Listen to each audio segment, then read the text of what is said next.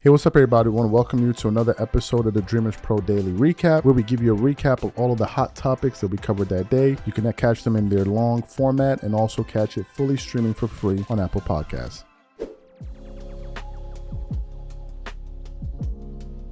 Let me get into this topic here. So yesterday we produced a show that was reacting to some comments that LeBron James made on the new podcast that he has with JJ Redick called Mind the Game. And during that 43-minute sit down, they talked about a bunch of different things. And then they got to the part of discussing, players that have had an impact on the game of basketball.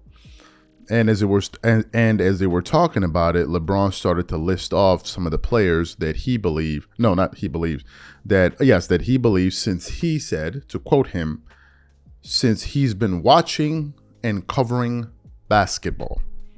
Those were his exact words, since he has been watching and covering basketball, not that since Michael Jordan played. He then went on to say Stephen Curry and Allen Iverson. And most of us were like, Bron, the answer was Jordan. We all knew this. Why didn't you say it? But what's happened is some people have been messaging me and saying, no, he didn't say that. He said, even Gilbert Arenas, I sent him the message saying, hey, listen, your guy is a hater. He then said, oh, no. He said since MJ, and I said, no, he didn't. And I recorded the audio and sent it to him. He did not say since. So for those of you who may still be confused about what LeBron said, want to play exactly what he said yesterday to just kind of put this point to rest. And then we're going to come back and continue on the show. Take a listen to what LeBron actually said yesterday again. Because I believe in 08, 09, or whenever that little light skin came in the league, that's in Golden State, he changed that whole narrative. He did. He single-handedly changed the no lead is safe. It's like Pat Mahomes right now. It's interesting you bring up Steph, because I think there's love that guy, a long history of Steph. Great players that have impacted the game. And you can see a lineage between different skill sets, right? Michael to Kobe, right? You can see that. Yep. I don't know that there's been a player that has influenced the game more than Steph. And you can certainly point to like Harden for sure in that era, Damian Lillard for sure, but you're right, it started with Steph. When it comes to influence, since I've been watching the game, the most influence on the game, and obviously we know what Mike did for the game. Sure. But Steph and Allen Iverson are the two biggest influential guys in our game since I've been watching and covering it. One, they're 6'3", 6'4", if you want to. Steph's not 6'4". If you want to look on the back of a basketball card, you're always a lot taller on the back of the basketball card.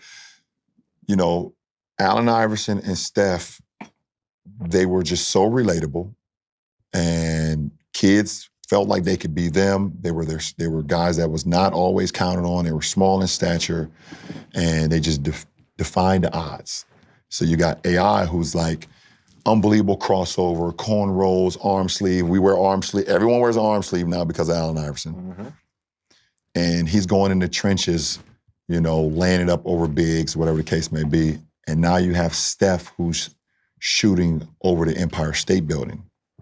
It's like those two are the two most influential when you say the game, how they changed the game, and the kids, and like, those are two guys that you just wanted to watch every single night. So you heard what LeBron James actually said. You heard it for yourself. I don't want to argue anymore or hear people say, oh, you misinterpreted. He spoke plain English. We all heard it.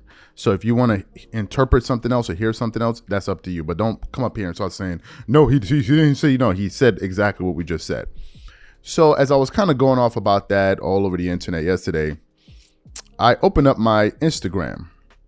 And when I opened up my Instagram, I saw a clip from ESPN where they were reacting to the comments that LeBron James made. And it was a panel, I believe, of Austin Rivers, Malika Andrews, Brian Windhorst, and Kendrick Perkins. And when it came time for Kendrick Perkins to weigh in on what LeBron had to say, Kendrick Perkins basically called him a flat out liar. He was like, LeBron James is lying and he needs to stop. For those of you who didn't hear what Kendrick Perkins had to say, I want to play for you now, and then we're going to come back and continue on the show. Take a listen to what Kendrick Perkins had to say there. Kendrick, Steph and Allen Iverson, most influential players ever? Well, number one, congratulations to Bron and JJ Redick on, I think a much-needed podcast. But let me say this. Bron is lying, okay? And he needs to stop. No disrespect to Allen Iverson or Steph Curry, but when it comes to Jordan and the impact, the influence that he had on everybody, is no other.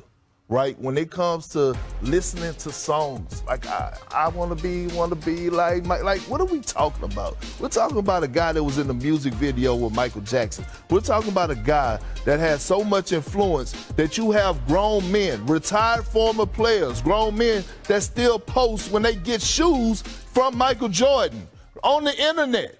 You talk about like impact. Michael Jordan is the reason, in my opinion. I'm not saying he's the first to do it. But you talk about guys with their signature shoe, guys like Kyrie, guys like LeBron. Mike made that what it is today.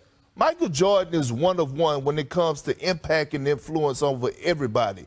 And think about the impact he had on the late, great Kobe Bryant. I'm not knocking Steph. I'm not knocking AI. But Jordan and this everybody else, man. Let's stop. Are they talking about all time or just like right now? Or the last? All time. All time. Well, okay, yeah. if we're talking all time, Michael Jordan has to be the guy, right? But if we're talking as of recently, he is correct. It is AI in Steph, and we're talking about recent years, the past 20-something whatever years. due to the fact that we're talking about what's going on right now. Iverson changed the game. 2005? Huh? You're saying since 2005? So you heard what Kendrick Perkins had to say. That's a LeBron guy. That's a LeBron James guy. He said you're lying. And he's 100% correct. I was listening this morning to Sports and Fitness Rants, and he was reacting to the show. He shouted us out as well as Too Raw for Sports. And he brought up some very, very sound points in terms of measuring Michael Jordan's iconic status and the influence that he has had over the game of basketball. Listen, whenever you're discussing this sport, basketball, if you want to talk about the most influential, if you don't mention Michael Jordan, you don't need to be even having an opinion on it. You don't. It's like if you didn't mention Jordan, you missed it. You missed it. You missed it. Like you missed the point. You don't even need to be a part of this discussion. Too Raw for Sports brought this up yesterday. When MJ was playing, he was arguably the most popular person in the world. Him, Michael Jackson, and maybe somebody else I'm not remembering. Jordan's reach is a global reach. A global reach. You can go anywhere around the world and you ask them about Michael Jordan and they'll tell you they know who Michael Jordan is. This was without the advent of social media. So the only way you could hear about Jordan was either on TV, either on the radio, or find out about him on the TV, radio, or maybe newspapers. That's it.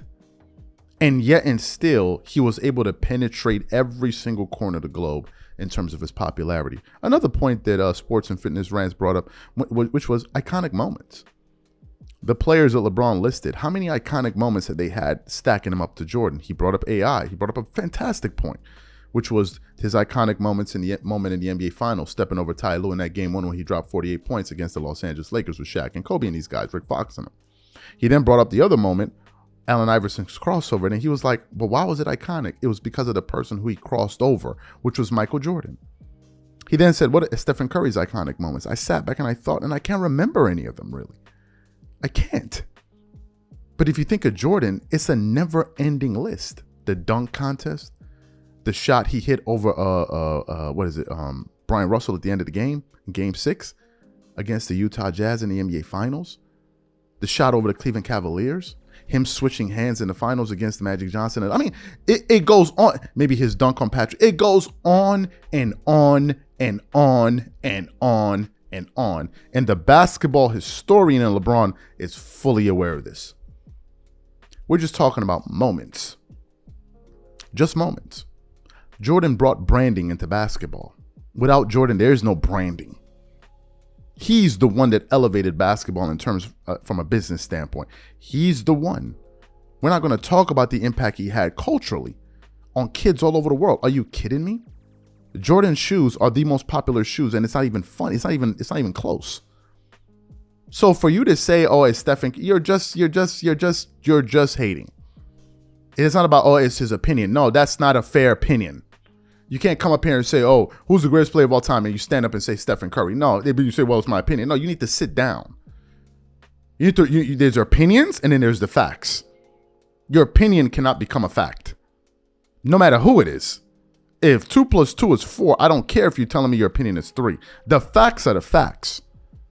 So to mention any other player besides Jordan, you look like a flat out hater or you're lying. And that's exactly why Kendrick Perkins, who was a LeBron James guy, came out there and said that. That's all you need to know. This is a LeBron guy saying it. It's like, no, you capping. And we all knew it.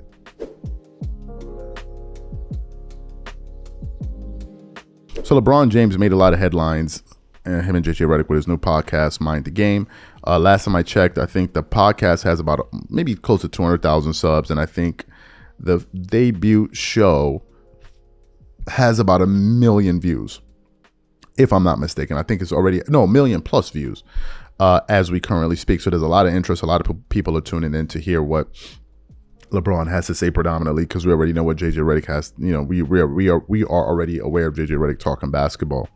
But we seldom hear LeBron James discuss it at this level. And I tuned in and I saw a little bit of it, and they were getting really into the intricacies of the sport, getting into the various, the jargon and the lingo that they use in basketball. Some of it that obviously we would not be privy to because none of us play. Well, not a good amount of us would not know that. So from an educational standpoint, it's quite educational. Now, do I need to know all of those players' plays, those names? No, because I'm not dissecting the game to that level. I'm not coaching the game. I'm not running plays or anything like that.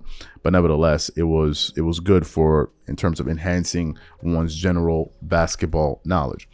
But amongst those things, they also got into the headline parts of it and talking about topics and all of that. It wasn't just basketball.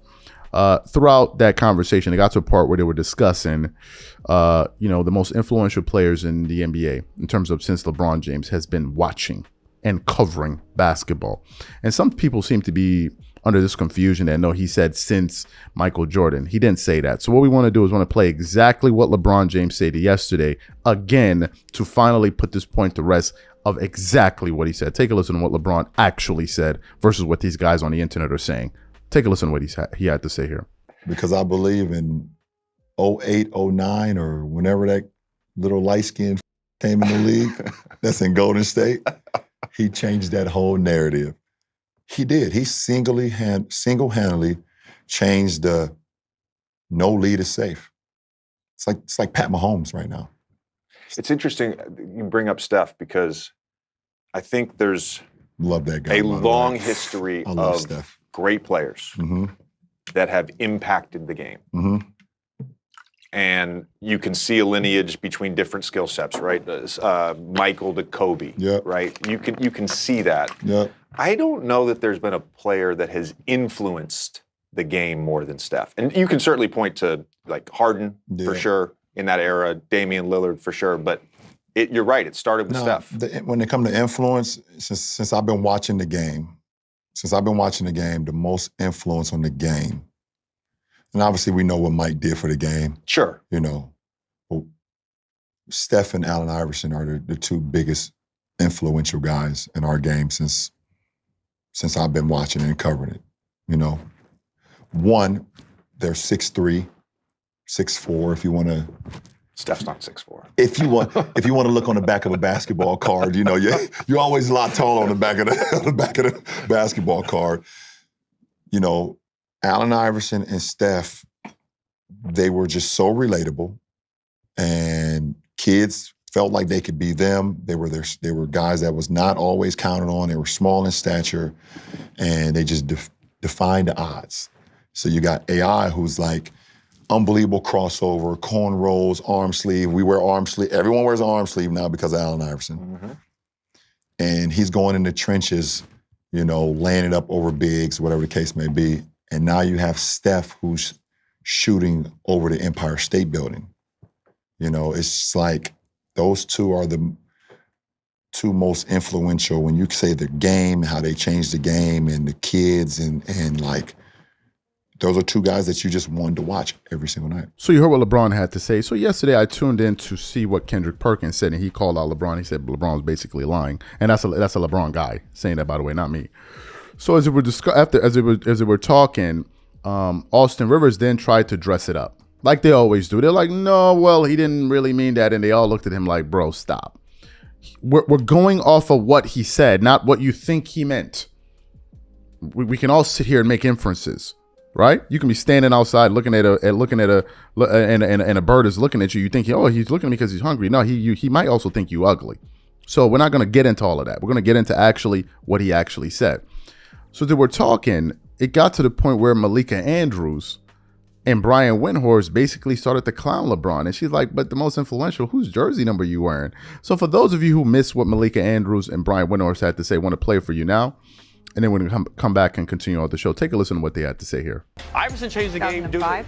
Huh? You're saying since 2005? Huh? Yeah, we talking about all time, bro. Like, Okay, well, it's Jordan. Okay, so if we're going all time outside let of me ask you a question, it would though. still Let me be ask you a Iverson question. and Steph. Okay, but What number, Brian Windhorst, He didn't say outside does the end. LeBron James wear? Thank you. 23. What number does LeBron James wear? Thank you. And why does he wear it? Look, the reason I find this hilarious is because LeBron and JJ started this podcast because they were tired of watching on TV discussions about like LeBron versus Jordan.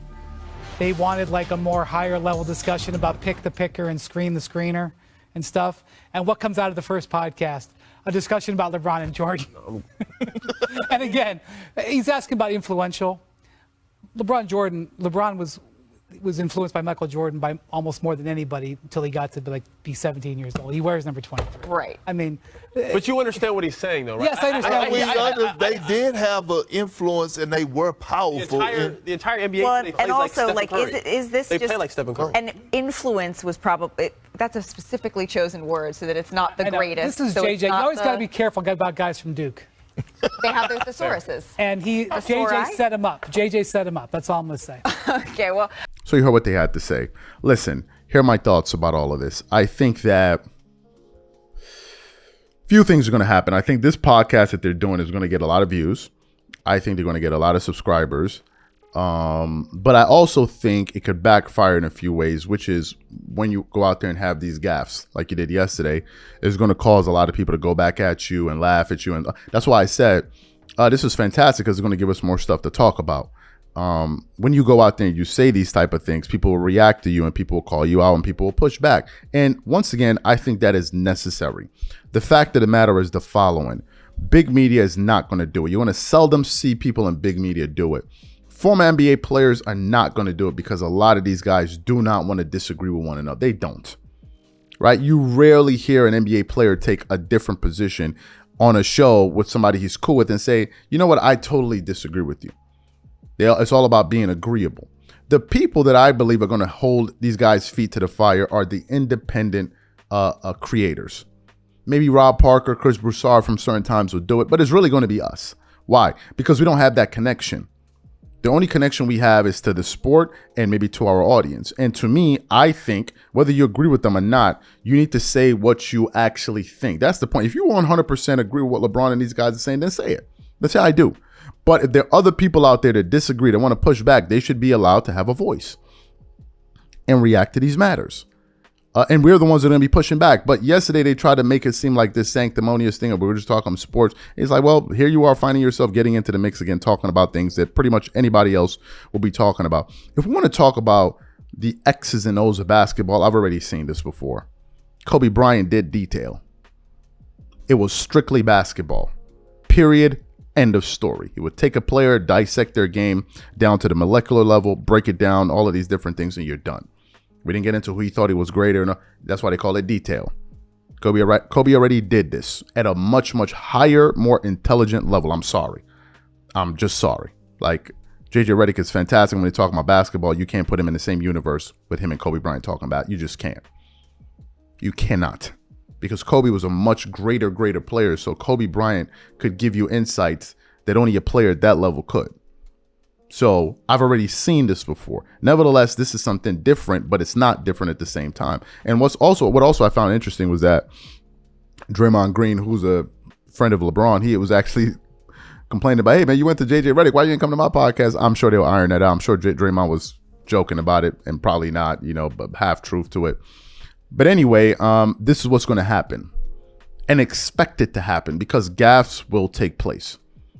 Gaffes will take place. It's in terms of an educational level, it was very, very educational. There's one thing I will say though, and I think we need to just kind of bear this in mind.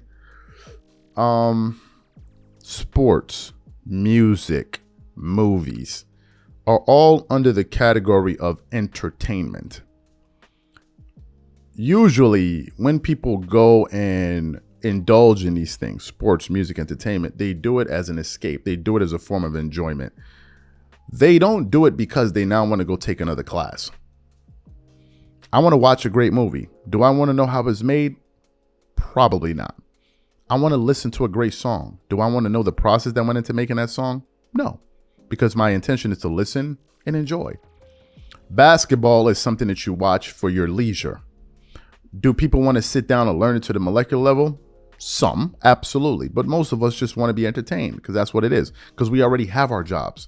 And I'm not looking to take on another job and study this. For what reason? Why would I do that? If I go watch a great movie, I don't want to study how films are made. If I have a job, I want to study my craft. I don't want to study your craft. So I think there's an element of that where we need to be careful, where we don't turn into like when it doesn't become didactic. You're basically in struggle. You need to learn to stop. It's sports. It's entertainment.